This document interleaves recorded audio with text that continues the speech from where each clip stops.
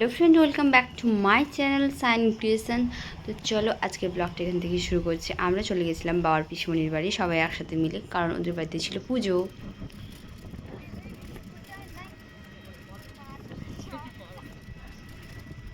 এটা আমাদের প্রথম, মানে কি বলবো, এর আগে আমরা অনেক ছোটোবেলায় গেছি, তো যাইনি। অনেক দিন পরে, অনেক বছর পরেই যাওয়া হচ্ছে সবাই একসাথে মিলে।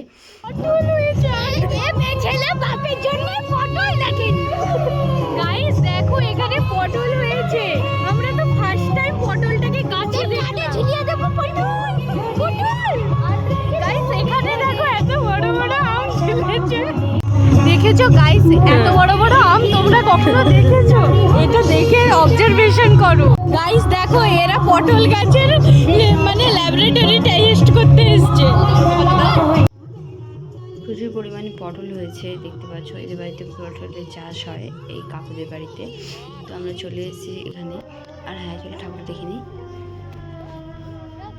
পুজো ছিল গঙ্গা পুজো আর কালী পুজো রাতে ছিল। গঙ্গা পুজোর দিনের বেলা ছিল, ওটা হয়ে গেছে, আমাদের আসতে দেরি হয়ে গেছে।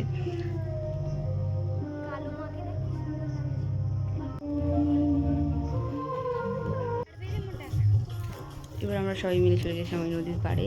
খুব সুন্দর ছিল ওয়েদারটা, আর সবাই মিলে একসঙ্গে এরম বোনেরা গেছে, তো একসাথে একটু বেরিয়েছি বাইরে। রাতে পুজো দেখি, তারপরে আমরা, মানে পুজো দেখবো না, সরি, ঘট তোলার পরে আমরা কিছুক্ষণ থাকবো, তারপর আমরা বাড়ি ফিরে যাব। এখানে আমাদের ফ্যামিলির সবাই বসে এবার খাওয়ারতেই চলে এসেছি। তো খাওয়া, মানে কি বলবো, রাতে খাওয়াটা শুরু হয়ে গেছে। এবার আমাদের বাড়ি ফিরতে হবে, যেহেতু খুব ভালো হয়েছিল নিরামিষের শাকের তরকারি, আলু ভাজা, ডাল, আর কুমড়ো ডাঁটা তরকারি ছিল, সয়াবিনের তরকারি ছিল, চাটনি ছিল। নিরামিষে খুবই দারুণ খাওয়া হয়েছে।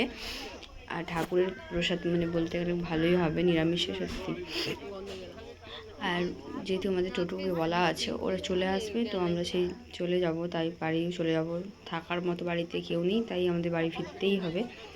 খুব ভালো কাটলো আজকের দিনটা, আর অনেক বছর পরে এখানে এসে সত্যি বলতে গেলে আমার তো খুবই ভালো লেগেছে। সবসময় তো আর ওই দিদার সাথে দেখা হয় না, তো জানো তো, বয়স হয়ে গেলে কে কখন থাকবে থাকবে না ঠিক নেই, তার থেকে একসাথে এসে একবার ঘুরে গেলাম। তো টাটা, আজকের মতো এইটুকুই। তোমাদের ব্লগটা কেমন লাগলো প্লিজ কমেন্টে জানিও, আর লাইক সাবস্ক্রাইব করতে অবশ্যই ভুলো না। Good night.